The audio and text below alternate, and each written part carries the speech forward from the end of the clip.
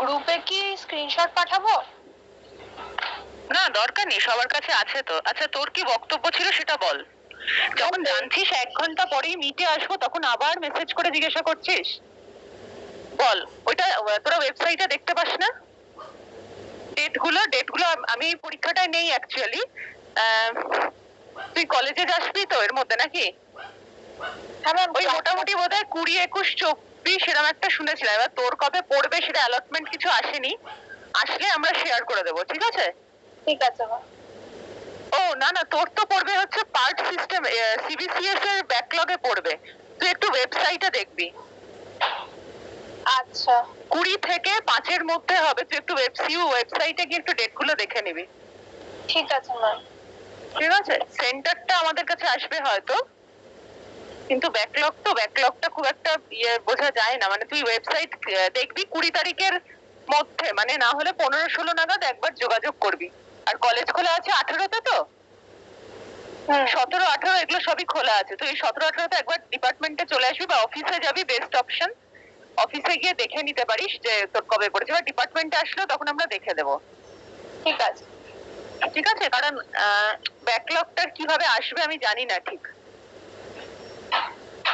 ঠিক আছে, আমি যেটা বললাম সেটা সিসিএফ এর ডেট বললাম। সিসিএফ এর ডেটে তো তোর হবে না।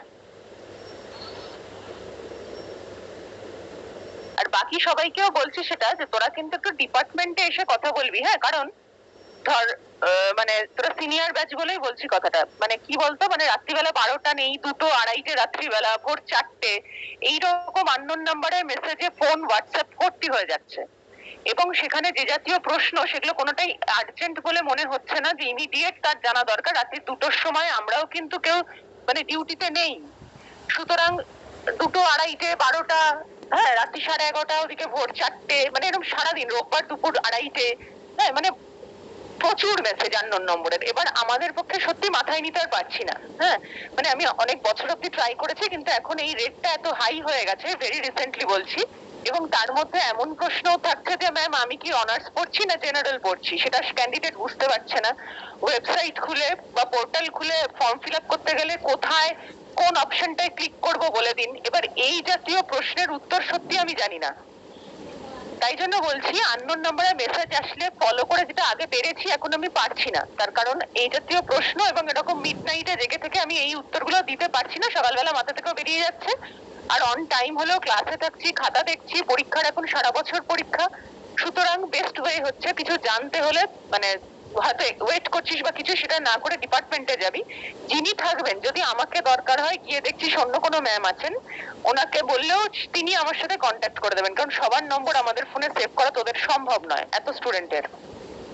এবং খুব দুর্ভাগ্যজনক ভাবে অনার্সের কিছু ক্যান্ডিডেটকেও এই ফরম্যাটের প্রশ্ন এবং কিছু উত্তর, মানে সিনিয়র মোস্ট ব্যাচের থেকেও মানে সিলেবাসটা প্রোভাইড করুন, মানে সেটা যে কোনো সময়, এনি টাইম, উইদাউট নেম, তার ডেসক্রিপশন, এটা ভর্তি হয়ে যাচ্ছে হোয়াটসঅ্যাপ চ্যাট বক্স আমার। তো সুতরাং আমি বলেই দিচ্ছি, এটা এটা নিজেরা একটুখানি ডিপার্টমেন্টে আসবে। যদি টিচার পাস টিচার, যদি না হয় সুষমাদি, তাপসদাকে বলবে আপনারা একটু ফোন করে দিন। মানে ওনারা আমাদের ফোন করে বলে দিলে আমরা সঙ্গে সঙ্গে সেই ইয়েটা মাথায় নিয়ে বলে দেবো। কিন্তু বুঝতেই পারছি যে এতজনকে মানে যদি আমরা উত্তর করতে যাই, তাহলে পরীক্ষার সিস্টেমের মধ্যে আছি অনেকটা সময়, খাতা দেখছি সারা বছর, পরীক্ষা, প্র্যাকটিক্যাল পরীক্ষা নিচ্ছি সারা বছর, এলএনবি সই হচ্ছে সারা বছর, এখন এতগুলো পরীক্ষা হয়ে গেছে, এতগুলো পেপার। সুতরাং এই কোঅপারেশনটুকু আমি এটা সব ব্যাচকেই বলছি, যে এটা আমাদের। আর এখন তো অনলাইন সিস্টেমও নেই, অফলাইন পুরোপুরি ডিপার্টমেন্ট খোলা থাকছে, ছুটির দিন খোলা। আজকে যেমন আমার ডে অফ বলে আমার জানাতে অসুবিধা হলো, একটু বেলা হলো, যে আমি নিজের কিছু কাজ করব কি করব না ভেবে তারপর বললাম ঠিক আছে তোর সাথে একটুখানি মিট করে নি।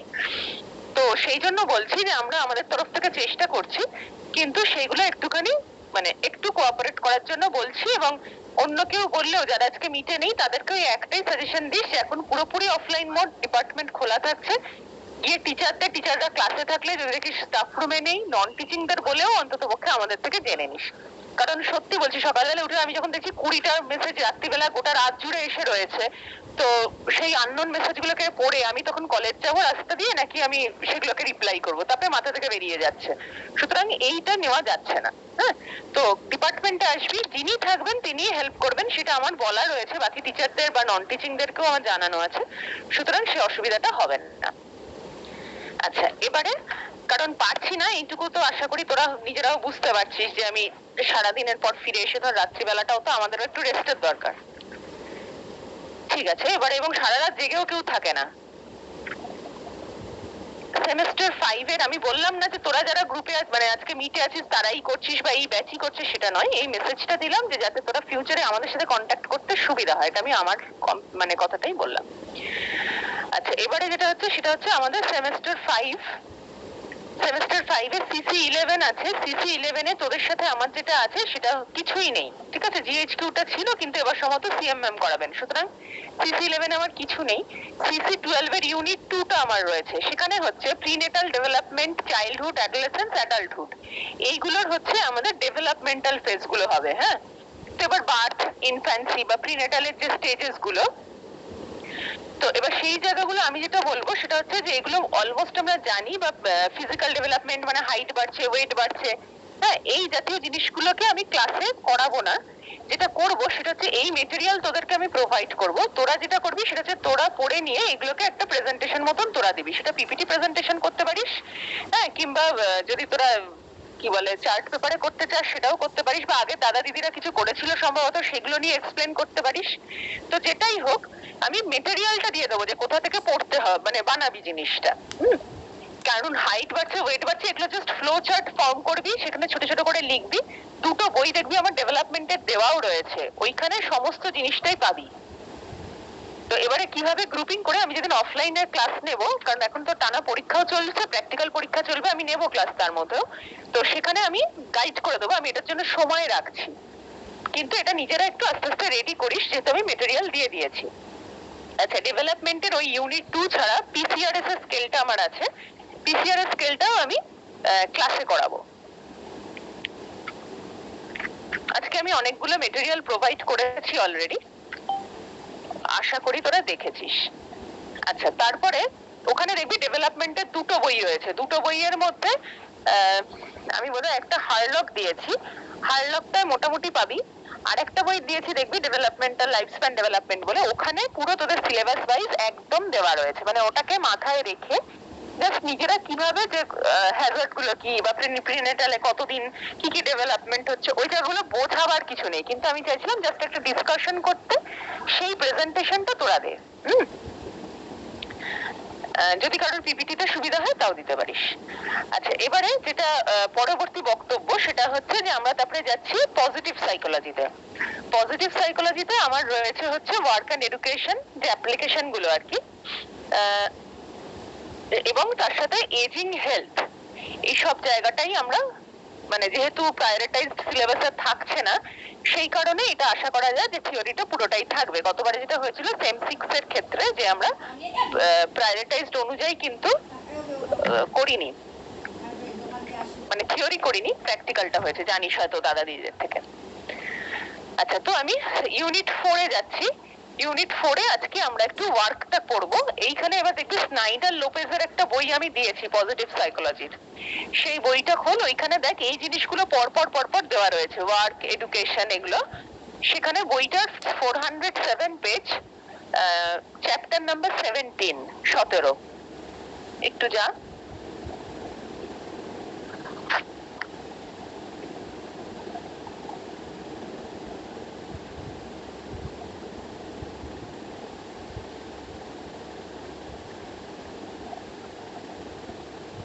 এবারে কিন্তু গোটা থিওরি সিলেবাস পড়বি, হ্যাঁ, সিলেবাসটা কিন্তু পুরোটাই থিওরিতে, কিছু বাদটা থাকবে না।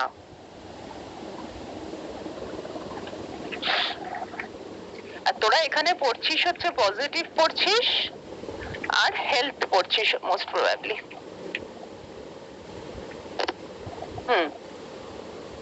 হেলথেও আমার একটা ইন্ট্রোডাকশনের জায়গা রয়েছে,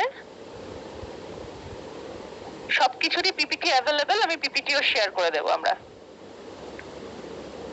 মানে প্রায়োরিটাইজড পিপিটি অ্যাভেলেবেল, বাকিটার নয়। ঠিক আছে, আমি তাহলে আশা করছি যে পেয়েছিস। এবার এমপ্লয়মেন্ট পজিটিভ সাইকোলজির কাজটা হচ্ছে যে আমরা যখন কোনো একটা কাজ করছি তখন সেইখানে সাইকোলজিক্যালি আমাদের একটা পজিটিভিটি থাকা কাজটাকে অনেক বেশি ইমপ্রুভ করতে সাহায্য করছে। যেমন সেটা চাকরি ক্ষেত্রে হতে পারে, আমাদের ক্লাসরুমে হতে পারে, মানে একটা পজিটিভ এনভায়রনমেন্ট, যেই এনভায়রনমেন্টটা দিয়ে আমরা কাজটাকে অনেক বেটার ভাবে করতে পারি। মানে একটা ক্লাসরুমের মধ্যে বা একটা চাকরি ক্ষেত্রে আমরা যখন কি কাজ করছি বা আমাদের কলিগদের সাথে আমাদের রিলেশনশিপ ভালো, হ্যাঁ, বা এনভায়রনমেন্টটা ভালো, তখন আমাদের একটা পজিটিভ ফিলিং তৈরি হয়। তাহলে এইভাবে আমাদের প্রোডাক্টিভিটি ভালো হয়, আমাদের সাইকোলজিক্যাল হেলথ, মেন্টাল হেলথ ভালো থাকে। কিন্তু একইভাবে যদি দেখা যায় যে সবসময় একটা আনরেস্ট চলছে, তাহলে সেখানে কিন্তু আমরা পজিটিভলি কাজ করতে পারছি না। সুতরাং আমরা যদি ভাবি তখন আমাদের এই জায়গাটা একটুখানি আবার দেখার দরকার। সেজন্য আমরা বলছি গেইনফুল এমপ্লয়মেন্ট, মানে যে এমপ্লয়মেন্টের মধ্যে থাকাতে আমরা কিছু গেইন করছি। সেক্ষেত্রে সিগমন্ড ফ্রয়েড বলছিলেন যে এই হেলদি লাইফ, সেটা আমরা কি করছি, যে আমরা কাজটাকে ভালোবেসে করতে পারছি কিনা, ঠিক আছে, যে আমরা কতটা পজিটিভ ইন্টারপার্সোনাল রিলেশনশিপ তৈরি করছি এমপ্লয়মেন্টের জায়গাতে, ঠিক আছে, তাহলে আমরা একে অপরের সাথে ভালো সম্পর্ক করছি, কাজটাকে ভালোবেসে করছি, এবং যে জবটা আমাদের হেলদি লাইফ দিচ্ছে, ঠিক আছে, এবং আমরা যে বেনিফিট গুলো পাচ্ছি কাজের থেকে, সেটা আমাদের একটা গেইনফুল এমপ্লয়মেন্টের মধ্যে পড়ছে। এবার ধর এখানে এমনটাও হতে পারে যে আমি সারাদিন কাজ করছি, খুব কম টাকা মাইনে পাচ্ছি, সেটাও কিন্তু গেইনফুল এমপ্লয়মেন্টের মধ্যে পড়ছে না, কারণ আমার ভেতরে কন্টিনিউয়াসলি একটা কাজ করছে যে আমি সারাটা দিন চলে যাচ্ছে, এই টাকায় তো আমার চলবে না। তাহলে আমি একটা এমপ্লয়মেন্টের মধ্যে খুব আনন্দে ভালোবেসে কাজটা করতে পারছি, যখন সেখানে ডিফারেন্ট ফ্যাক্টরস থাকছে। তাহলে এখানে কি কি থাকছে, গেইনফুল এমপ্লয়মেন্ট থেকে আমরা কিভাবে 8টা বেনিফিটস দিয়ে দেখতে পারি। একটা হচ্ছে ভ্যারাইটিজ ইন ডিউটি পারফর্ম, মানে একই কাজ রোজ করে যাচ্ছি সেটা নয়, ডিফারেন্ট টাইপ অফ ওয়ার্ক করছি। ওয়ার্ক এনভায়রনমেন্টটা অবশ্যই আমাদের সেফ হতে হবে, সেখানে সেফটি থাকতে হবে, এবং আমাদের যতটা ইনকাম করছি সেটা আমার এবং আমার পরিবারের জন্য যথেষ্ট হতে হবে, যেটা আমি বললাম। এবং আমি যে একটা প্রোডাক্ট করছি বা একটা প্রোডাক্ট, মানে কোনো একটা প্রোডাক্টিভ কোনো কাজ করছি বা কিছু সার্ভিস দিচ্ছি, সেটা আমার পারপাসটা জানতে হবে, যে আমি যে কাজটা করছি সেটা আলটিমেটলি কি হতে পারে, ঠিক আছে, যেমন আমি যে পড়াচ্ছি বা এই যে প্রফেশনটা এসছি, এটা আলটিমেটলি আমার রোলটা কি, এবং এখানে আমাদের হ্যাপিনেস, স্যাটিসফ্যাকশন থাকতে হবে, পজিটিভ ভাবে আমাদের এনগেজ হতে হবে এবং ইনভলভ থাকতে হবে, এবং আমাদের ভালোভাবে পারফর্ম করতে হবে এবং গোলগুলোকে মিট করতে হবে। এবারে যেটা হচ্ছে লয়ালটি টু কোওয়ার্কার্স, এবং আমরা একজন কোওয়ার্কারের কোনো প্রবলেম হলে তার পাশে দাঁড়াবো, বসের সঙ্গে, কোম্পানির সঙ্গে আমরা এটা মানে মিলিয়ে তাল মিলিয়ে কাজ করবো, একে অপরের ঝামেলায় আমরা বা বিপদে পাশে দাঁড়াবো। তাহলে এই হচ্ছে গেইনফুল এমপ্লয়মেন্টের পুরো কনসেপ্টটা। এবারে আমরা বলতে পারি যে আমাদের একটা ওপেনিং রয়েছে, সেটা কি, যে কখনো কখনো দেখা যায় যে চাকরি চলে যাওয়ার একটা ভয় থাকতে পারে, হ্যাঁ, যে মানে কতটা আমি ওয়ার্ক সেটআপের সঙ্গে অ্যাকাস্টমড, এবং এই চাকরি চলে গেলে আমি অন্য কোনো চাকরিতে গিয়ে কতটা নিজেকে সামলে নিতে পারবো।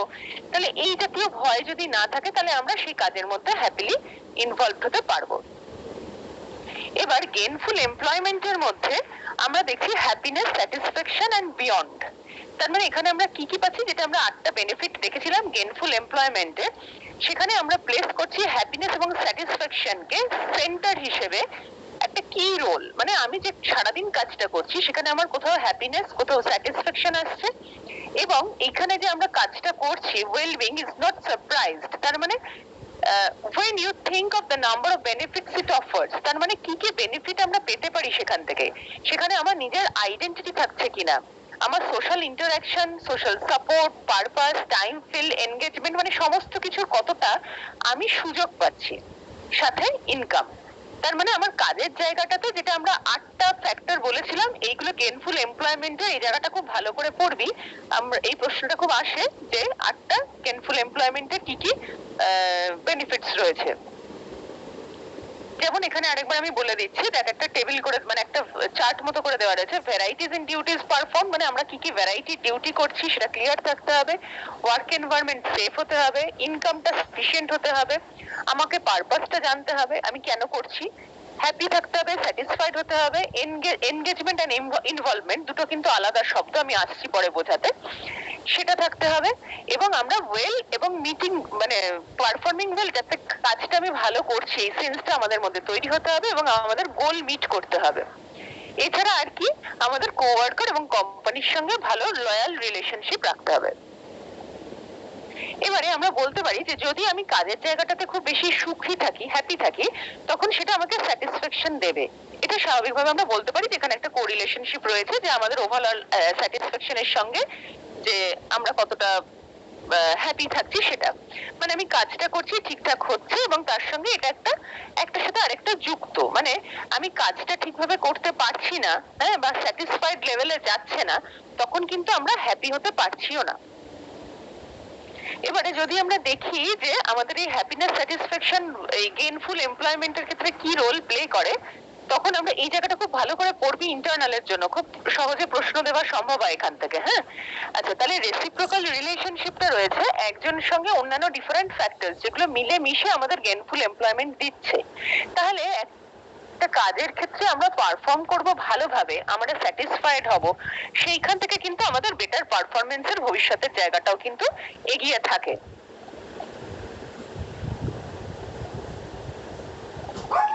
এরপরে হচ্ছে আমরা কিভাবে পারফর্ম করব ভালোভাবে এবং গোলটাকে মিট করব। তাহলে এবার যারা হ্যাপি ওয়ার্কার, হ্যাঁ, তারা কি করছে, তারা এই ধরনেরই এমপ্লয় যাদের মধ্যে একটা এফেক্টিভনেস, এফিকাসি রয়েছে, যে হ্যাঁ আমরা ঠিকঠাক ভাবে ভালোভাবে কাজ করতে পারছি এবং আমরা জবের রিলেটেড যে কাজগুলো সবই ঠিকভাবে করছি, ফলে আমরা স্যাটিসফাইড। এবং এখানে একটা রিলায়েবল রিলেশনশিপ রয়েছে, যে আমরা যে পারফর্ম করছি তার দ্বারা আমাদের যে গোল সেটা আমরা মিট করতে পারছি। তাহলে এই যে সেলফ এফিকাসিটা, মানে আমি নিজে যে কাজটা করছি সেটা পর্যাপ্ত। তাহলে এখানে আমাদের পার্সোনাল কনফিডেন্স রয়েছে, যে আমি কতটা পরিমাণে কেরিয়ারটাকে ডেভেলপ করতে পারছি এবং আমার ওয়ার্ক রিলেটেড গোল যেগুলো সেগুলো, আমার ডিসিশন মেকিং, সবকিছু মিলেমিশেই আমার গোলটা আমি কতটা মিট করতে পারছি। এবং সেই ক্ষেত্রে আমরা প্রথমতই বলবো যে আমি গোলটাকে মিট করার আগে যেটা বক্তব্য সেটা হচ্ছে যে গোলটা আমার কাছে ক্লিয়ার কিনা। এটাও খুব বড় কথা, যে আমার কাছে গোলটা পরিষ্কার করে দেওয়া হয়েছে যে আমার কি কাজ, তারপরে আমি বুঝতে পারছি যে সেই কাজটাকে আমি গিয়ে রিচ করতে পারছি কিনা। এছাড়া না হলে কি হবে, কাজের গোলটা যদি ক্লিয়ারলি ডিক্লাইন্ড হয় এবং এমপ্লয়িরা এস্টাবলিশ করছে যে স্ট্যান্ডার্ড, হাইটেন পার্সোনাল প্লেজার, যে আমরা হ্যাঁ আমরা অ্যাকমপ্লিশমেন্ট, যে আমরা রেজাল্ট দিয়ে আমরা খুব ভালোভাবে রয়েছি, সেই ক্ষেত্রে বলা যেতে পারে হাই হোপ লিডার, যিনি মানে যাকে আমরা হাই হোপ লিডার বলতে পারি, তিনি কি করছেন, ক্লিয়ার করছেন গোলটাকে। মানে যদি এরকম কোনো বস থাকেন যিনি ক্লিয়ার করে দিচ্ছেন গোলটাকে, হ্যাঁ, কমিউনিকেশনটাকে খুব সুন্দর করছেন, একটা লুসিড ভাবে শর্ট এবং লং টার্ম অবজেক্টিভ তৈরি করে দিচ্ছে গ্রুপকে, তাহলে সেই ক্ষেত্রে আমরা তাকে হাই হোপ বস বলতে পারি, যেখান থেকে আমরা অনেক বেশি স্যাটিসফ্যাকশন পাবো। মানে বসই আমাদের মধ্যে হোপটা বা আশাটা অনেক বাড়িয়ে তুলতে পারছেন। এখানে আমরা অ্যাচিভ কি করছি, সাব গোলস কি কি ছিল, সেই ছোট ছোট গোলস গুলোকে অ্যাচিভ করতে পারছি কিনা, ওয়ার্ক মোটিভেশন এবং কতটা আমরা লার্জার এবং অর্গানাইজেশনাল গোলকে রিচ করতে পারছি, সেই জায়গাগুলোকে কিন্তু হাই হোপ লিডার একজন, তিনি কিন্তু এগুলোকে বুঝিয়ে দিতে পারছেন এবং তিনি উইলিং থাকছেন যে কোম্পানির ওভারঅল অবজেক্টিভটা, এবং তুমি যে পার্টিকুলার কাজটা করছো, ধর হাই হোপ বস তিনি বলছেন তুমি যে পার্টিকুলার কাজ করছো সেটা গোটা আমাদের কোম্পানির এই কাজটাকে ইমপ্রুভ করাচ্ছে, মানে আমার টোটাল কোম্পানিকে আমি কি কন্ট্রিবিউট করছি সেটাও আমার কাছে ক্লিয়ার থাকছে। তাহলে এবার পারপাসটা কি, আমরা কখনো কখনো সার্ভিস দিই, কখনো কখনো প্রোডাক্ট তৈরি করি। যেমন আমরা সার্ভিস দিই, কেউ কেউ কোম্পানিতে কিছু জিনিস বানাচ্ছে যারা মানে সার্ভিস প্রোডাক্ট তৈরি করছে, তাহলে সেটা খুব পরিষ্কার ভাবে আমাদের জানতে হচ্ছে এবং আমাদের টার্গেট পপুলেশন কারা, মানে আমি যে প্রোডাক্টটা, যদি কেউ একটা প্রোডাক্ট তৈরি করে সেই প্রোডাক্টটা সে কাদের জন্য তৈরি করছে। যেমন ধর কোনো ওষুধের কোম্পানি, সে ওষুধ তৈরি করছে, ওষুধটা কোন রোগীদের জন্য তৈরি হচ্ছে, সেই জিনিসগুলো তাদেরকে জানিয়ে দেওয়া, যাতে তাদের মধ্যে এই স্যাটিসফ্যাকশন বা একটা ভালো লাগা তৈরি হয় যে আমার তৈরি ওষুধগুলো ওই ধরনের রোগীরা খেয়ে উপকৃত হচ্ছে। এর পরবর্তী সেটা হচ্ছে এনগেজমেন্ট এবং ইনভলভমেন্ট। ঠিক আছে, এই দুটোর মধ্যে একটা ফারাক রয়েছে। সেটা কি, এনগেজমেন্ট হচ্ছে আমরা ইনভলভড একটা কাজের মধ্যে, এবং স্যাটিসফ্যাকশন যেটা আসতে পারে এমপ্লয়ির এনথুসিয়াজমের কাজের দিক থেকে। আর এনগেজমেন্ট হচ্ছে কি, যখন আমরা দেখছি যে আমাদের নিড আছে, প্রয়োজন আছে, আমরা কাজটা করে দিলাম, সেইটা। এনগেজমেন্ট রিফ্লেক্ট করছে circumstances in which employees know what is expected of them, have what they need to do their work, opportunities to feel something significant, that co-workers whom they trust, and they have chance to improve and develop। তার মানে তাকে কি করতে হবে, সে কি কি কাজ করে যাবে, এটা হচ্ছে এনগেজমেন্ট। আর একটা কাজে এনগেজমেন্ট মানে হচ্ছে আমার কি ডিউটি রয়েছে, সেই ডিউটি গুলো, অ্যাক্টিভিটি গুলো আমি কতটা ঠিকঠাক ভাবে করছি, সেইটা একজন এমপ্লয়ির। আর ইনভলভমেন্ট কাজটার ক্ষেত্রে হচ্ছে যখন তার ফ্লো এসে যাচ্ছে, মানে সে কাজটার আমার সময়টা বেরিয়ে গেছে, আমার কাজটা বন্ধ করতে হবে সেটা বুঝতে পারছি না, মানে কাজটার মধ্যে সে ঢুকে গেছে। তাহলে এনগেজমেন্ট হচ্ছে যখন আমি কাজটাকে বুঝছি পার্ট বাই পার্ট, হ্যাঁ এই কাজটা হয়ে গেল ওটা করছি, ঠিক আছে, একটা একটা করে ডিউটি মাথায় রেখে করছি, কিন্তু ইনভলভমেন্টে হচ্ছে আমরা এত বেশি অ্যাটাচড কাজটার মধ্যে যেখানে আমাদের ফ্লো এসে যাচ্ছে, মানে কাজটা এবারে শেষ করতে হবে সেটাও আমরা ভুলে যাচ্ছি, টাইমের খেয়াল থাকছে না, আমরা এতটাই এনগ্রসড হয়ে গেছি কাজটার মধ্যে। তো তখন সেটাকে আমরা বলছি ইনভলভমেন্ট। তার মানে এনগেজমেন্ট হচ্ছে আমার কাজ আছে, এই সময়ের মধ্যে করে আমায় বেরিয়ে যেতে হবে, আমি সতর্কভাবে কাজটা করে বেরিয়ে যাচ্ছি পারফেক্টলি, স্যাটিসফ্যাকশন থাকছে। আর ইনভলভমেন্ট হচ্ছে আমি সেটাতে এত অ্যাটাচড হয়ে গেছি, মানে এনগেজড হতে হতেই ইনভলভড হয়েছি, এতটা অ্যাটাচড হয়ে গেছি যে কখন আমার সময় বেরিয়ে গেছে, আমি কি কাজ করেছি, কতক্ষণ করেছি, আমি কতক্ষণ খাইনি, সেগুলো আমার মাথায় নেই। এরপরে হচ্ছে ভ্যারাইটি ইন জব ডিউটিস। তাহলে এবার কাজের ক্ষেত্রে আমরা কি কি ভ্যারাইটি দেখতে পারি, এখানে ডিফারেন্ট টাইপ অফ ভ্যারাইটিস দেখতে পাচ্ছি। স্যাটিসফ্যাকশন আসছে কোনোটাতে বেশি, কোনোটাতে কম, কোনো কোনো কাজে আমরা বোরডম পাচ্ছি, বেশি ক্লান্ত হয়ে যাচ্ছি বা একঘেয়েমি তৈরি হচ্ছে, এগুলো। তাহলে কাজ ডিফারেন্ট টাইপ অফ ওয়ার্ক থাকছে এবং সেখানে আমাদের কে কতটা প্রেজেন্ট থাকছে সেইটা একটা ব্যাপার। প্রেজেন্টিজম এন্ড অ্যাবসেন্টিজম এগুলো তো আমরা জানি মোটামুটি ভাবে, যে যদি কেউ বোর হচ্ছে, আনহ্যাপি লাগছে, আনপ্রোডাক্টিভ মনে হচ্ছে, তাহলে তার ক্রমশ অ্যাবসেন্ট করার রেটটা বেড়ে যেতে থাকে। তাহলে আমরা সবসময়ই চাইছি যে ডিউটিজ একটু ভ্যারাইটি থাকুক, ঠিক আছে, একই জিনিস একইভাবে বারবার করে যাচ্ছি সেটা কেউই আমরা চাই না, সুতরাং ভ্যারাইটিটা আমরা সবাই ক্লেম করি। এর পরবর্তী এটা সেটা হচ্ছে ইনকামটা আমাদের কতটা থাকছে, আমার নিজের খাওয়া পড়া এবং আমার পরিবারে, মানে যে ব্যক্তি পরিবারে একজন আর্নিং মেম্বার তার একরকমের এটা থাকবে, আর যার পরিবারে একাধিক জন আর্নিং মেম্বার তার ডিফারেন্ট হবে। কিন্তু এইটা একটা ব্যাপার যে আমি কতটা পরিমাণে ইনকাম করে নিয়ে যাচ্ছি এবং সেটা কতটা আমার বাড়ি চালানো, মানে সবার খাওয়া পড়া চালানোর মতো সাফিসিয়েন্ট কিনা। এবারে ইন্টারপার্সোনাল রিলেশনশিপটা কিরকম আছে কাজের ক্ষেত্রে সেটা একটা জায়গা দেখার, এবং সেক্ষেত্রে আমরা বলতে পারি যে কতটা টাইম আমরা কাজের পেছনে দিচ্ছি সেটাও কিন্তু ইম্পর্টেন্ট। এরপরে হচ্ছে companionship and loyalty to coworkers and bosses, মানে এবার হচ্ছে ফ্রেন্ডশিপ নেটওয়ার্কটা কতটা রয়েছে আমাদের পুরো এমপ্লয়মেন্ট সেটিং এর মধ্যে, যে কতটা কতটা পরিমাণে আমাদের ফ্রেন্ডলি এনভায়রনমেন্টে আমরা কাজ করছি। তাহলে আমরা আমাদের ব্যক্তিগত কিছু এক্সপেরিয়েন্স শেয়ার করছি, কিছু অবস্টাকলস সামনে পড়লে সেটা আমরা একে অপরের পাশে দাঁড়াচ্ছি। তাহলে এই যে বন্ডস গুলো তৈরি হচ্ছে, বন্ডিং গুলো, সেটা কতটা ভালো একজন ওয়ার্কারের জন্য। এবং সোশ্যালাইজিং কোওয়ার্কার্স, কতটা আমরা সোশ্যালাইজড এবং কতটা আমরা ম্যানেজারদের সঙ্গে আমাদের সম্পর্কটা সোশ্যালাইজড। তাহলে ভাইটাল ফ্রেন্ডস, সেখানে আমার ওয়ার্ক প্লেসের কোনো প্রবলেম হলে সেখানে কেউ একজন আমার কলিগ যিনি হয়তো আমার পাশে দাঁড়াচ্ছেন, আমাকে কিছু সাজেশন দিচ্ছেন, তাহলে এইগুলো আমরা খুব বেশি প্রয়োজন বলে মনে করি। যেমন আমাদের যদি বেস্ট ফ্রেন্ড কাজের জায়গায় থাকে তাহলে আমরা অনেক বেশি মানে সেফ ফিল করি, আমরা অনেক বেশি এনগেজড ফিল করি, আমরা অনেক বেশি অ্যাচিভড এবং প্রোডাক্টিভ ফিল করি। তাহলে এই জিনিসগুলো আমাদের মধ্যে হতে থাকে। এরপরে যেটা সেটা কি হচ্ছে সেফ ওয়ার্ক এনভায়রনমেন্ট। আমরা প্রত্যেকে চাইবো যে যেখানে আমরা কাজ করছি সেই ফিজিক্যাল এনভায়রনমেন্টটা সেফ থাকুক, হ্যাঁ, মানে সেখানে হট করে কোনো অ্যাক্সিডেন্ট হচ্ছে, তারপরে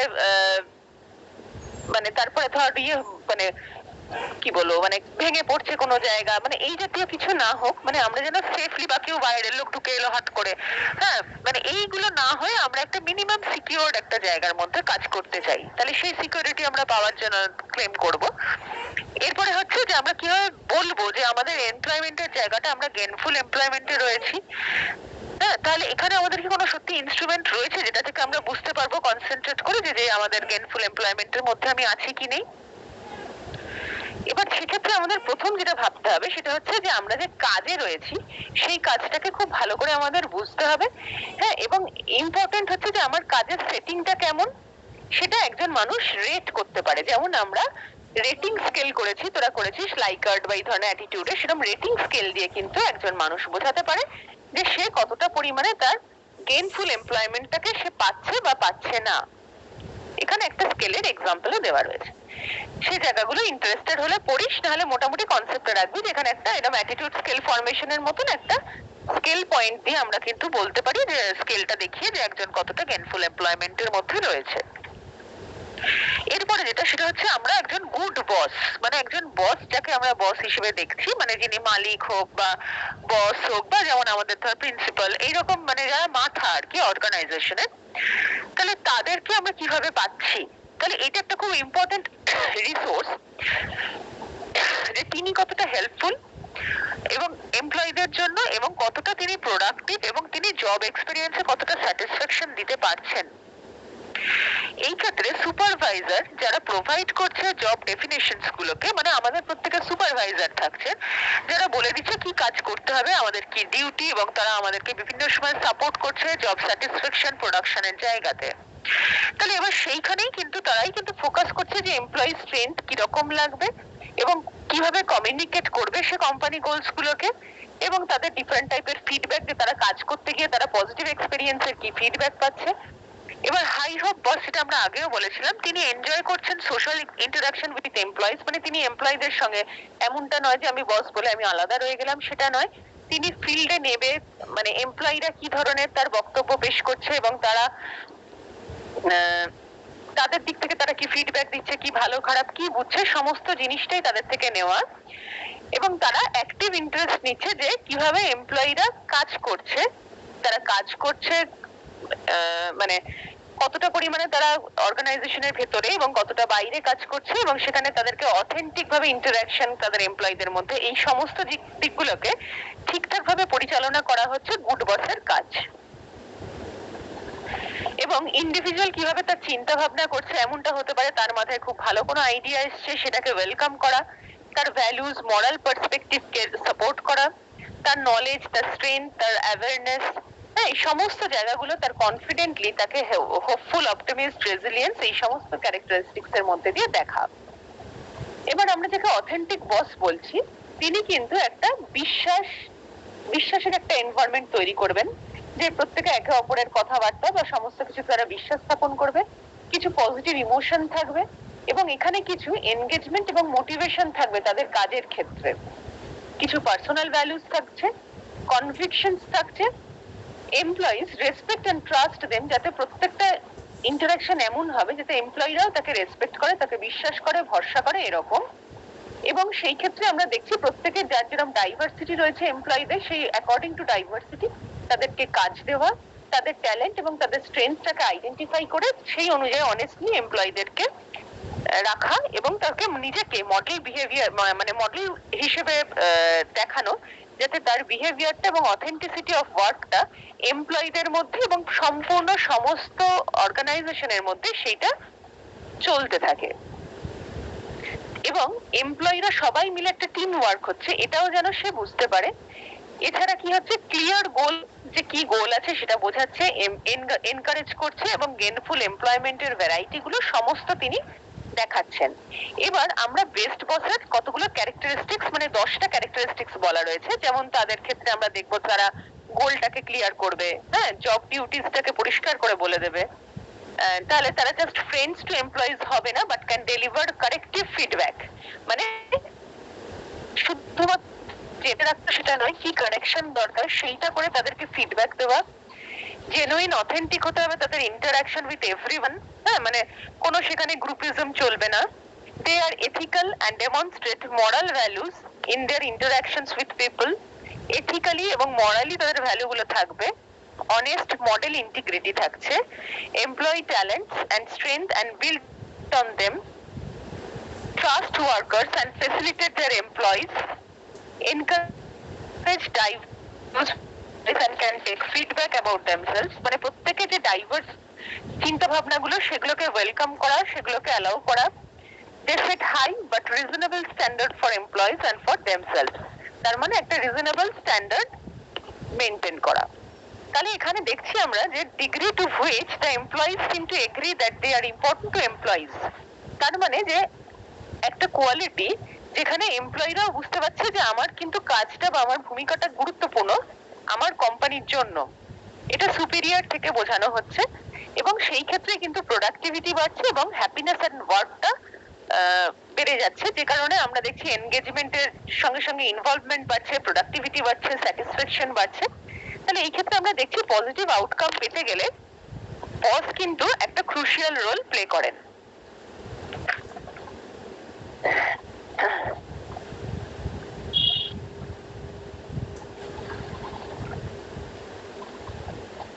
আবার কখনো কখনো কখনো দেখবি যেমন গ্যালাপ অর্গানাইজেশন বলা হচ্ছে, সেইখানে লিডাররা কি করছেন, একটা প্র্যাকটিস তারা চালু করছেন যে স্ট্রেংথ ফাইন্ডার। এখানে কি হচ্ছে, হায়ারিং এন্ড কাল্টিভেটিং এমপ্লয়িজ, মানে কোনো কোনো জায়গা থেকে প্রয়োজন মতন হায়ার করে এমপ্লয়ি নিয়ে আসা হচ্ছে এবং স্পেন্ডিং মিলিয়ন অফ ডলার্স, মানে প্রচুর পরিমাণে একটা এমপ্লয়ীদের উপরে তাদের স্কিলকে আমরা বারবার সেটাকে উন্নত করার পরিবর্তে এমন করতে পারি যে একটা সময় দিয়ে তাদেরকে শেখানো হচ্ছে এবং সাথে সাথে কিছুটা সময় আমরা কিছুটা আউটসোর্সিং করে কিছু কাজ সেরে মানে করিয়ে নিচ্ছি। তাহলে এখানে একটা গুড ম্যাচ থাকছে যে আমাদের ট্যালেন্ট যেটা আমরা পারছি সেই ধরনের কাজটা আমাদেরকে দেওয়া হচ্ছে এবং উইকনেস বা ডেফিসিয়েন্সি যেগুলো রয়েছে সেগুলোকে আমরা অন্যভাবে ইউজ করছি। তাতে কি হচ্ছে, অ্যাসেটটা বাড়ছে। মানে আমি কি পারি না সেইটার পেছনে আমাকে দিয়ে শিখিয়ে করানোর তুলনায় যদি আমরা এরকম করি সেই কাজটা যে ভালো পারে তাকে নিয়ে এসে আমি যে কাজটা ভালো পারি সেটা আমাকে দিয়ে করানো, তাহলে সেই ক্ষেত্রে কিন্তু দেখা যাচ্ছে যে অ্যাসেট বিল্ডিংটা বাড়তে থাকে। এরপরে যেটা আমরা বলছি যে fixing all employees so that each has the same basic level of skills. তার মানে একটা ফিক্সিং করা, মানে প্রত্যেকের একটা লেভেল অফ স্কিল থাকছেই। হ্যাঁ, যে একটা ওয়ার্কারের ট্যালেন্ট রয়েছে, তাকে অ্যাসাইন করা হচ্ছে কিছু কাজকর্ম, কিছু জব সে করছে এবং ট্যালেন্টস ক্যান বি ইউজড, তার ট্যালেন্ট গুলোকে ইউজ করা হচ্ছে শেপ দ্য জব অ্যাক্টিভিটিস এবং সেই অনুযায়ী জব অ্যাক্টিভিটিস গুলোকে সাজানো ওয়ার্কারের ট্যালেন্ট এবং স্কিল অনুযায়ী যে তাকে কোন কাজ দেওয়া হবে। এবার এই যে অ্যাপ্রোচটা, এই অ্যাপ্রোচটাকে আমরা ক্লিফটন এন্ড হার্টারের, সেখানে আমরা তিনটে স্টেজ দিয়ে এই strength based approach to gainful employment, এইটা যদি আমরা দেখতে চাই তাহলে সেই ক্ষেত্রে আমরা দেখছি যে এখানে ওনারা দুজন তিনটে স্টেজে ভাগ করেছেন। প্রথম স্টেজে হচ্ছে আইডেন্টিফিকেশন অফ ট্যালেন্টস, মানে কার মধ্যে কি ট্যালেন্ট রয়েছে সেটা দেখা, involves increasing the employee's awareness of his or her own talent, natural and learned talents, মানে এবং তাকে বোঝানো যে তোমার মধ্যে বাবা এই ট্যালেন্টটা রয়েছে। তাহলে প্রথম আইডেন্টিফিকেশন করা, তারপর হচ্ছে মানে যেটা ইনভলভ করা, এমপ্লয়িজ কে অ্যাওয়্যার করা এবং তার ট্যালেন্টটাকে তাকে আরো কিছুর মাধ্যমে সেই ট্যালেন্টটাকে বাড়িয়ে তোলাচ্ছে, মানে তার ট্যালেন্টটাকে তো প্র্যাকটিস করে আমরা বাড়াতে পারি সেটা। সেকেন্ড স্টেজে হচ্ছে integration of the talents into the employees self image, তার নিজস্ব ইমেজের মধ্যে নিয়ে আসা যে সে কি কি করতে পারে না। এবং থার্ড স্টেজ যেখানে হচ্ছে একটা বিহেভিয়ারাল চেঞ্জ, যেখানে ইন্ডিভিজুয়াল শিখছে how to attribute any success to his or her special talent, মানে আমার স্পেশাল ট্যালেন্টটাকে টোটাল অর্গানাইজেশনের সাকসেসে আমি কিভাবে নিয়ে যাব সেটা সে শিখছে। এবারে এখানে আমরা বলছি যে এটা কি সত্যি কার্যকরী, মানে এই যে প্রসেসটাকে আমরা বললাম যে আমরা স্ট্রেংথ বেসড করতে চাইছি, যে যার যেটা রয়েছে তাকে সেই জাতীয় কাজ দেওয়া হচ্ছে, তো এটা অবভিয়াসলি আমরা বলতে পারি যেটা কম, মানে আমাদের কাছে কিছু এমপিরিক্যাল সাপোর্ট থাকবে, যে যেটাতে আমরা বলতে পারি যে আমাদের কাছে যা অ্যাসেট রয়েছে, মানে আমাদের কাছে অ্যাসেট বলতে যেমন ধর ইনফ্রাস্ট্রাকচারাল অ্যাসেট হতে পারে, কোনো ইনস্ট্রুমেন্ট মেশিন হতে পারে, ঠিক তেমনি হিউম্যান রিসোর্সটাও তো একটা অ্যাসেট। সুতরাং সেই অ্যাসেটটাকে আমরা কতটা ভালোভাবে ব্যবহার করতে পারছি। এর পরবর্তী যে জায়গাটা সেটা বলছে ক্যাপিটাল। তাহলে কাজের ক্ষেত্রে আমরা ক্যাপিটালটাকে কাকে বলছি, আমরা ক্যাপিটাল এট ওয়ার্ক বলতে কি বুঝি, এখানে লুথানস প্রপোজ করছেন যে একটা নতুন চিন্তা ভাবনা, যেটা হচ্ছে রিসোর্সেস আর ক্যাপিটালস, যেটা কিন্তু আমরা ওয়ার্ক ফোর্সের ক্ষেত্রে দেখছি যে কতটা পরিমাণে ক্যাপিটাল রাখা রয়েছে কোন একটা কোম্পানির। তাহলে কোম্পানির ক্যাপিটালটা খুব ইম্পর্টেন্ট একটা জিনিস, যে কতটা ক্যাপিটাল নিয়ে একটা কোম্পানি এগোচ্ছে। তো সেখানে আমরা কি দেখতে পাচ্ছি যে এমফাসিসটা রয়েছে ইন্ডিভিজুয়াল ওয়ার্কারের মধ্যেও, মানে আমরা ট্র্যাডিশনাল ভিউ কি বলছি, ইকোনমিক ক্যাপিটাল, যেমন আমি বললাম যে কটা মেশিন রয়েছে, কতটা ইনফ্রাস্ট্রাকচার রয়েছে, তার মানিটারি ব্যাকগ্রাউন্ড কি রকম, ঠিক আছে এগুলো। কিন্তু ঠিক তেমনি ভাবে সাইকোলজিক্যাল চিন্তা ভাবনা মানে যত এগোচ্ছে তত লুথানসের কনসেপ্ট মানে ইন্ডাস্ট্রিয়ালের কনসেপ্ট অনুযায়ী ইন্ডাস্ট্রিয়াল সাইকোলজি এগোচ্ছে যখন, তখন লুথানসও এই চিন্তা ভাবনাগুলোকে বলছেন যে আমরা ইকোনমিকের বাইরে সাইকোলজিক্যালিও জায়গাটাকে দেখতে চাইছি। যেমন ট্র্যাডিশনাল ইকোনমিক্স এর মধ্যে আমরা বলছি কি টেকনোলজি রয়েছে, হ্যাঁ এগুলো আমি বললাম যে কি কি ইকুইপমেন্ট রয়েছে, কি কি প্লান্ট, কত বড় প্লান্ট মানে কোম্পানিটা, সেগুলো সাথে সাথে আমরা হিউম্যান ক্যাপিটালের জায়গাটাকেও ভাবছি। এখানে একটা ফ্লো চার্টে দিয়েছে দেখ, ট্র্যাডিশনাল কনসেপ্ট হচ্ছে ফিনান্সিয়াল ট্যানজিবল অ্যাসেটস, তারপরে আমরা দেখছি যেগুলো সেগুলো হচ্ছে হিউম্যান ক্যাপিটালের মধ্যে আমরা কি পাচ্ছি, এক্সপেরিয়েন্স, মানে একজন মানুষ কতটা এক্সপেরিয়েন্স, তার এডুকেশন কতটা, তার স্কিল কতটা, তার নলেজ আইডিয়াস এগুলো কতটা রয়েছে, সেগুলো যত বেশি থাকবে হিউম্যান ক্যাপিটাল তত বেশি।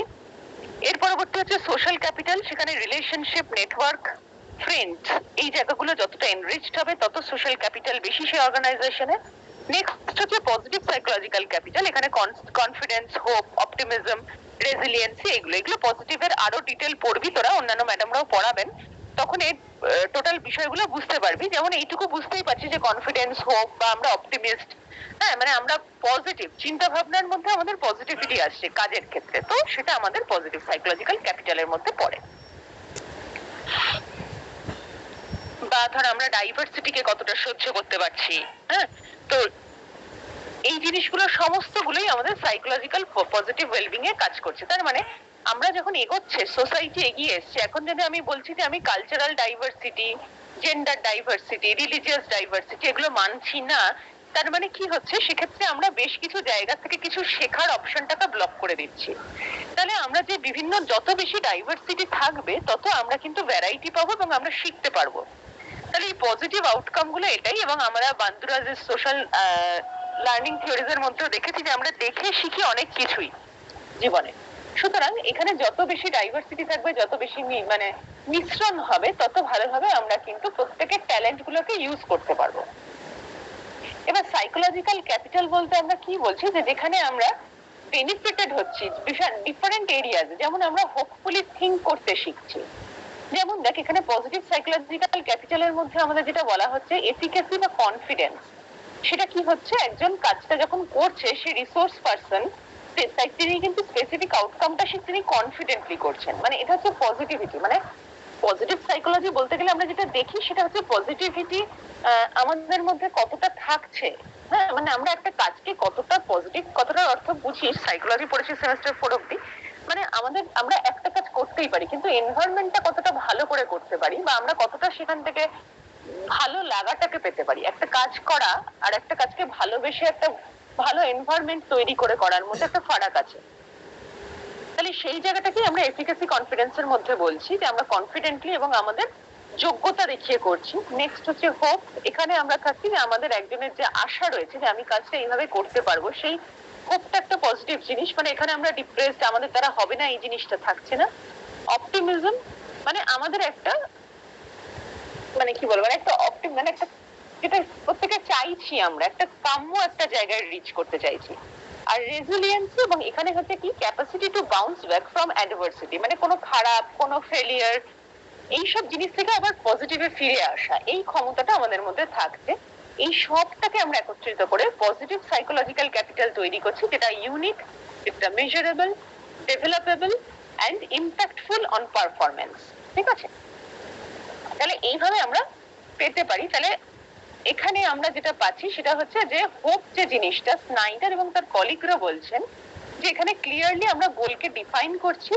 হোপের ক্ষেত্রে মানে আশা তৈরি হচ্ছে যখন আমরা জানছি যে কি কি, এবং with the perceived capacities to produce the routes of those goals, এবং এই রুটটাকে মানে গোলটাকে রিচ করতে গেলে কি কি পাথওয়েজ আছে, আমরা কি কি পাথওয়ে দিয়ে, পাথওয়ে থিঙ্কিং দিয়ে সেই গোলটাতে রিচ করতে পারি, এবং requisite energies to use hour roots, মানে একটা হচ্ছে কগনিটিভ দিয়ে আমরা ভাবছি যে কি কি আমাদের অপশন রয়েছে আমরা জায়গাটা রিচ করতে পারি, আরেকটা হচ্ছে আমরা এনার্জি দিয়ে কিছু কাজ করার মাধ্যমে, যেটাকে আমরা এজেন্সি থিঙ্কিং বলবো, তার মাধ্যমে আমরা সেই হোপের জায়গাটাকে রিচ করার চেষ্টা করছি। এটা খুব ভালোভাবে বুঝতে পারবি প্র্যাকটিক্যালটা করলে হোপের।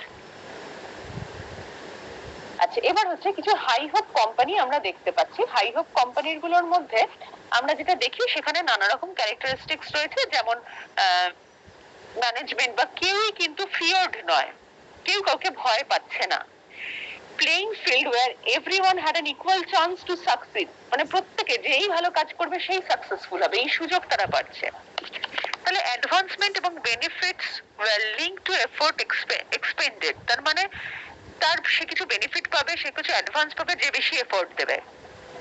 এবং এখানে lowest person of the organization, সেও কিন্তু সেম ভাবে ট্রিটেড হবে, রেসপেক্ট পেয়ে। মানে লোয়েস্ট পার্সন বলতে আমরা কাদের বোঝাচ্ছি, যেমন ধর ঝাড়ুদার, যিনি টয়লেট ক্লিন করছেন, এই জাতীয়। ঠিক আছে, মানে গ্রুপ ডি স্টাফ, তারাও কিন্তু আমাদের কলিগ, এটা মাথায় রাখতে হবে।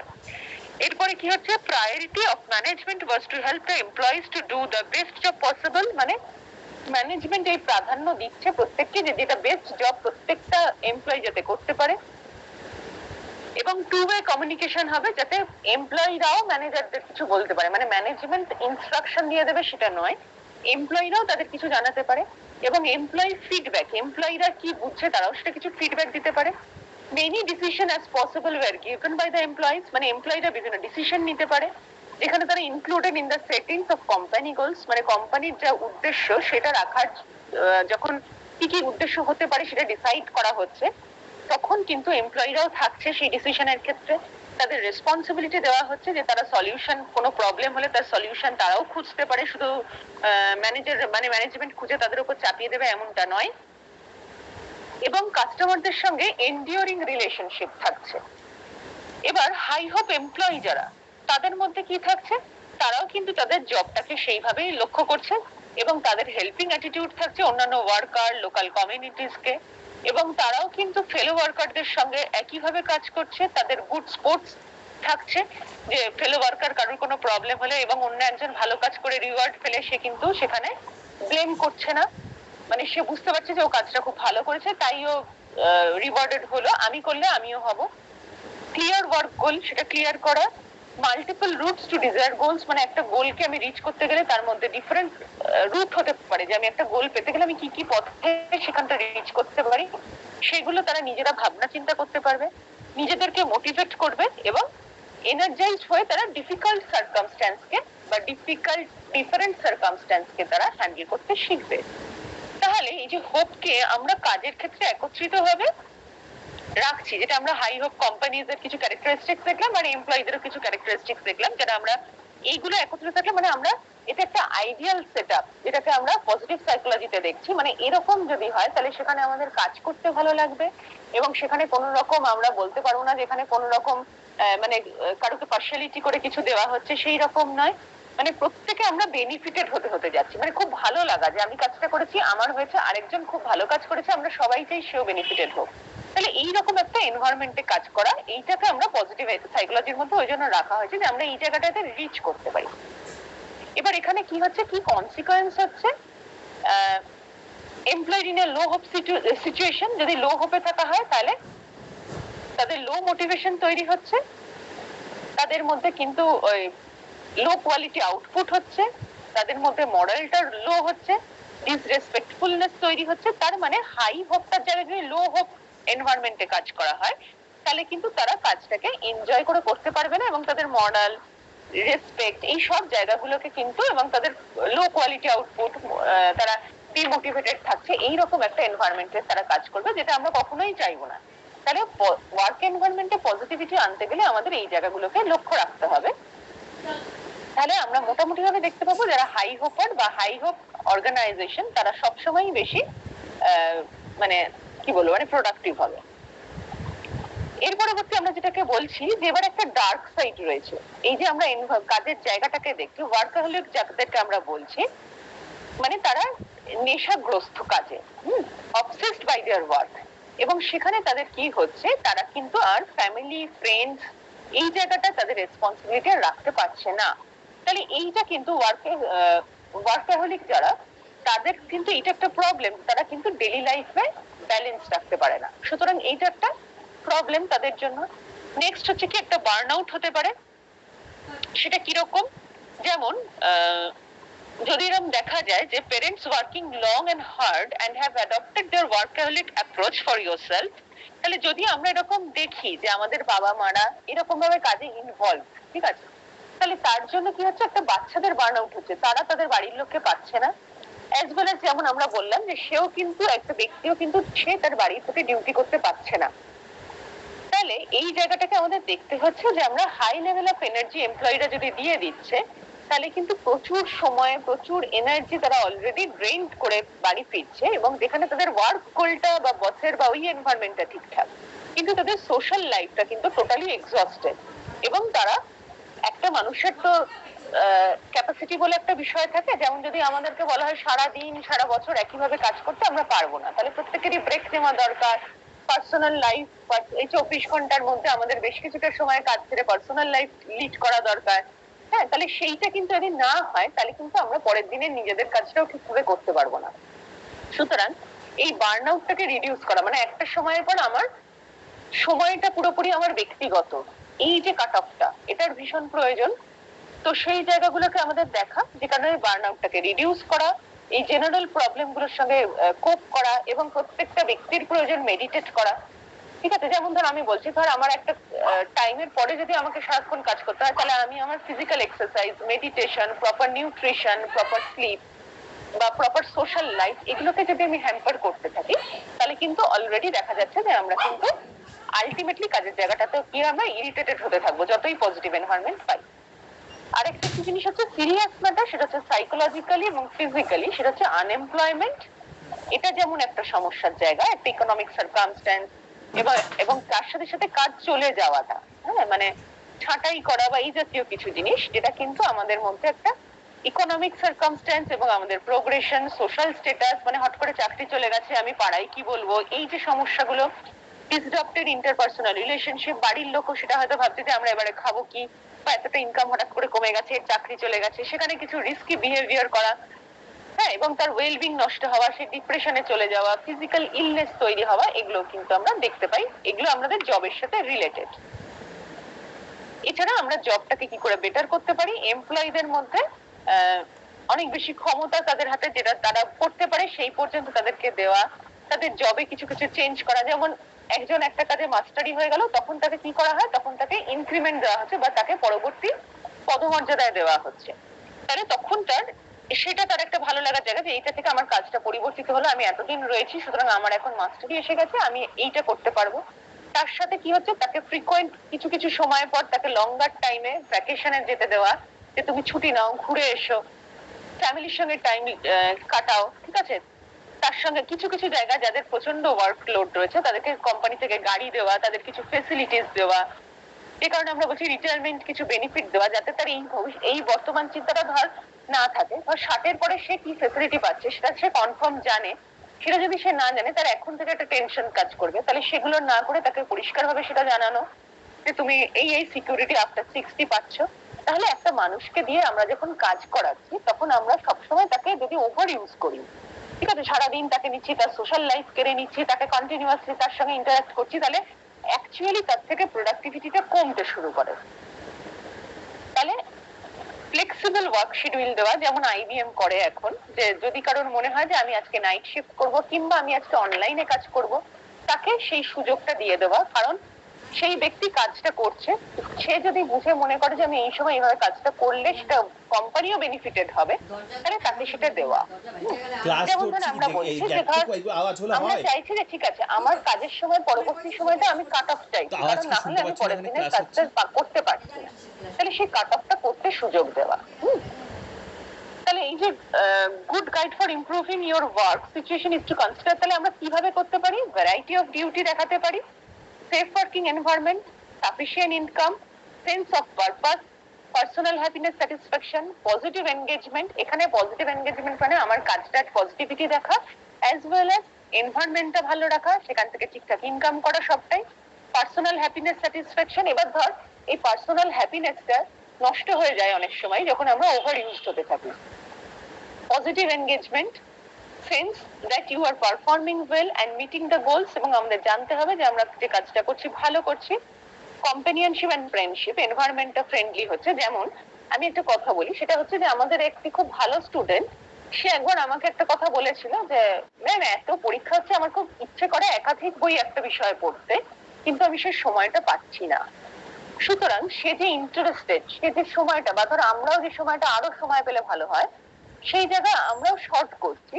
তাহলে সেই যে টাইমটা আমাদের কাছে পাওয়া, ঠিক আছে, মানে আমি যেন কাজটা যেটা করছি সেটার জন্য আমি প্রয়োজনীয় সময়, সেটা একটা ছাত্রছাত্রী হিসেবে তোদেরও মনে হচ্ছে যে আরেকটু টাইম যদি পেতাম, আরেকটা বই থেকে পড়লে এই জায়গাটা খুব ইন্টারেস্টিং, আরেকটু ঘাঁটতে পারলে ভালো হতো।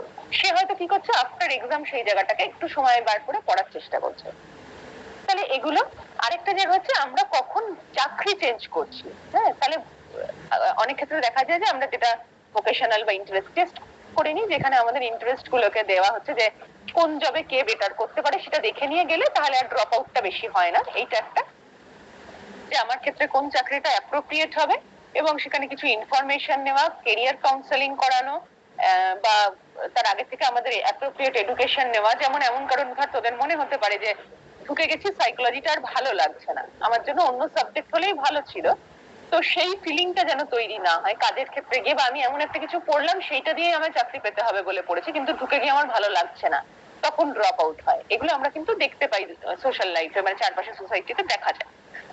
তাহলে এখানে আমরা কি করছি, যে আমাদের কাছে মোর অল্টারনেটিভ, মোর অপশন আছে, সেই পথের জবগুলোকে আমরা রাখার চেষ্টা করি, সিলেক্ট করার চেষ্টা করি, যে যেখানে আমার অপরচুনিটি বা আমি শিফট করতে পারবো অনেক জায়গায়।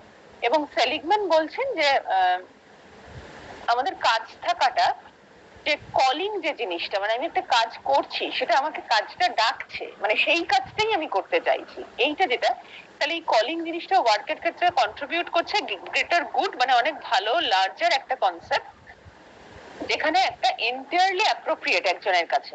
ঠিক আছে, তাহলে যখন আমার রাইটটা উইথাউট রিগার্ডস ফর মানি আর অ্যাডভান্সমেন্ট, মানে আমি কত টাকা পাচ্ছি বা আমার অ্যাডভান্সমেন্ট কি হচ্ছে সেটাও না ভেবে আমি টোটালি ইনভলভড, কাজটা আমার ভীষণ ভালো লাগছে, সেখানে প্রমোশন শেষ হয়ে যাচ্ছে, এরকম জায়গাতেও কিন্তু কাজ চালিয়ে যাচ্ছে মানুষ, কারণ তার ভালো লাগা রয়েছে। এটাকে ট্র্যাডিশনালি কলিং বলা হয়, মানে সে কাজটা আমাকে ডাকছে, কারণ সেখানে প্রেস্টিজিয়াস বিভিন্ন কাজ তারা করছে, সেটা যেমন সুপ্রিম কোর্টের জাস্টিস, ফিজিশিয়ান, সায়েন্টিস্ট, মানে একটা সময়ের পরে দেখা যাচ্ছে যে তার কিন্তু আর ডিগ্রি বাড়ানোর জায়গা নেই, তার স্যালারি বাড়ার জায়গা নেই, তার সিলিং এসে চলে গেছে, তবুও সে কাজ করছে, তার কারণ কাজটা তাকে ভালোবাসার জিনিস, সেটাই তাকে অ্যাট্রাক্ট করছে। এবং এখানে আমরা যেটা দেখছি, যে টাকা যেটা আমরা কাজ করছি প্রত্যেকটা লোক, এটা সোশ্যাল ওয়ার্কটা কিন্তু ওয়ার্ক এনভায়রনমেন্ট নয়, মানে এখানে আমরা কাজ করছি ইন এক্সচেঞ্জ অফ মানি বা স্যালারি। তাহলে এখানে আমরা কমন স্টিরিওটাইপ যেটা রয়েছে সেটা বলতে পারি, যে লিটারেচার ডিফারেন্ট আমরা দেখেও বুঝতে পারছি যে আমাদের পাওয়ার অফ ওয়ার্ক এটা ইমপ্রেসড হচ্ছে, যে আমরা কতটা ক্ষমতা দিয়ে সে কাজটা করছি।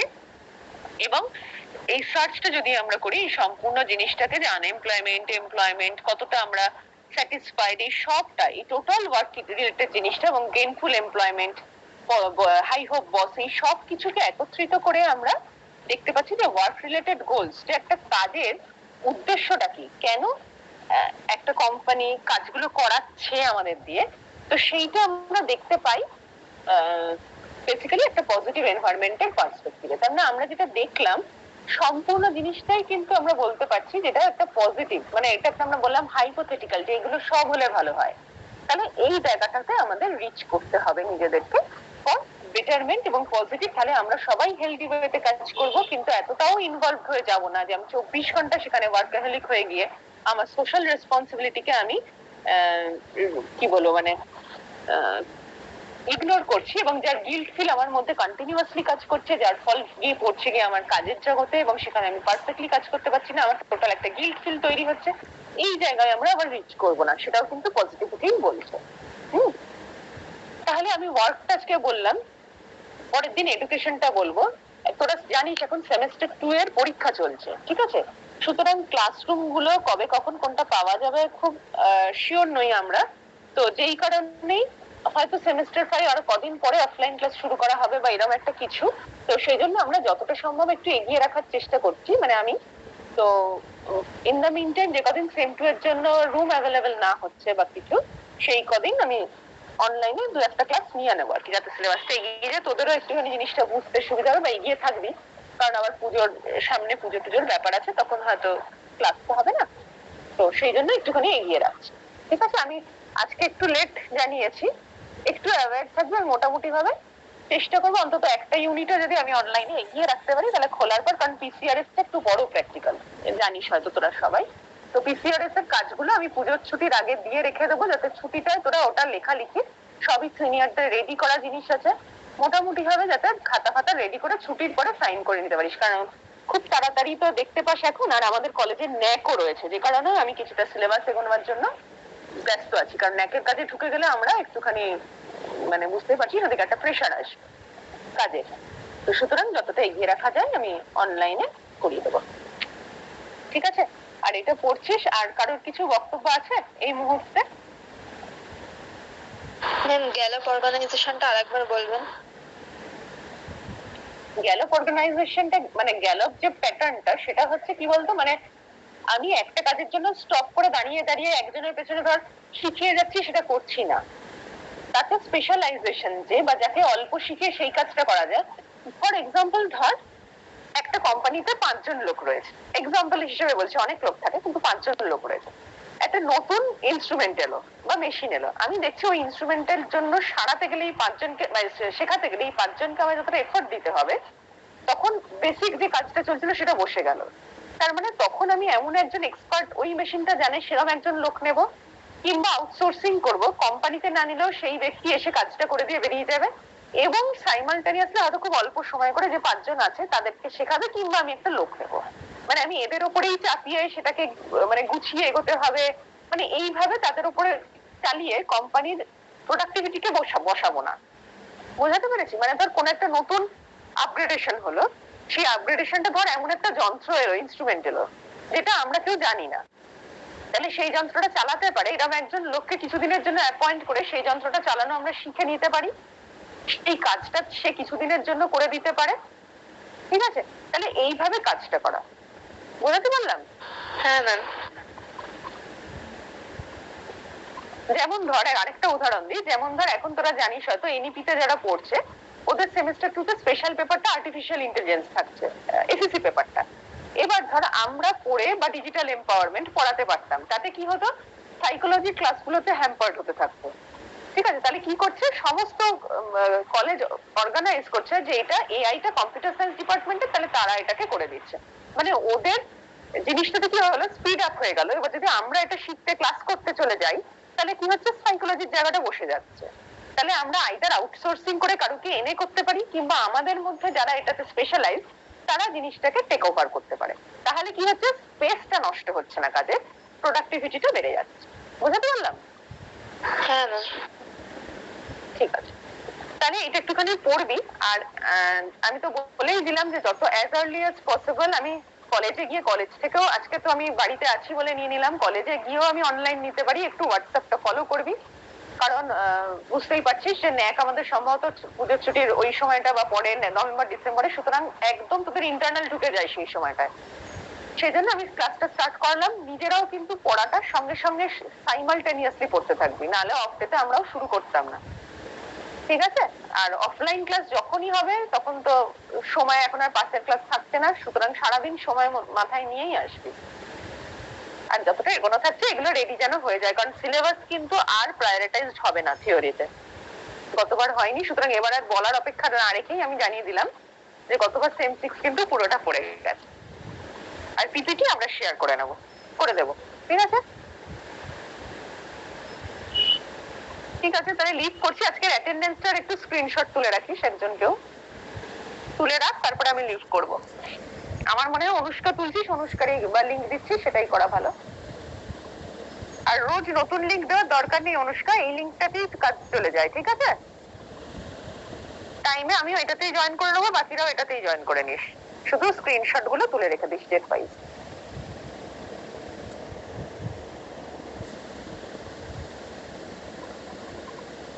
হলে বলবি, তারপরে লিভ করব।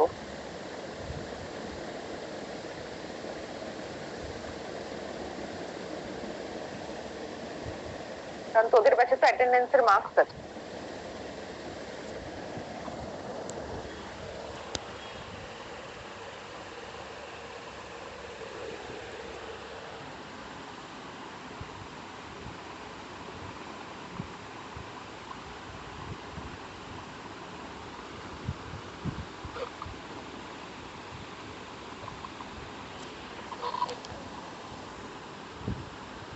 বইটা খুঁজে পেলি তো সবাই?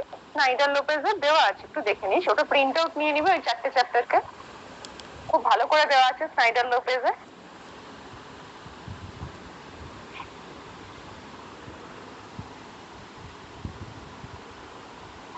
হয়েছে অনুষ্কা, তোলা হয়েছে?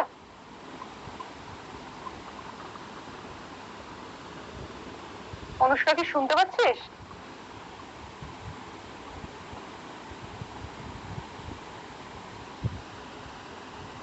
দেবপ্রিয়া কথা বললি? দেবপ্রিয়া শোনা যাচ্ছে?